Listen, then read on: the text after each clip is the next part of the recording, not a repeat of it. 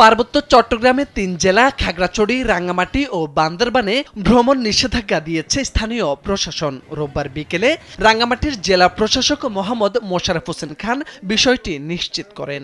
জানা গেছে, সম্প্রতি সময় সংগঠিত সহিংসতার ঘটনায় পার্বত্য চট্টগ্রামের রাঙ্গামাটি ও খাগড়াছড়িতে থমথমে পরিস্থিতি বিরাজ করছে। বিদ্যমান পরিস্থিতিতে পর্যটকদের নিরাপত্তার কথা বিবেচনা করে ভ্রমণ নিষেধাজ্ঞা দেওয়া হয়েছে বলে জানিয়েছে একাধিক সূত্র। এদিকে হিন্দু ধর্মাবলম্বীদের শারদীয় দুর্গোৎসব ঘিরে রাঙ্গামাটির বান্দরবান জেলা আবাসিক হোটেল, মোটেল ও রিসোর্টগুলোতে 10 থেকে 13 তারিখ পর্যন্ত কয়েকদিনের টানা বুকিং ছিল পর্যটকদের।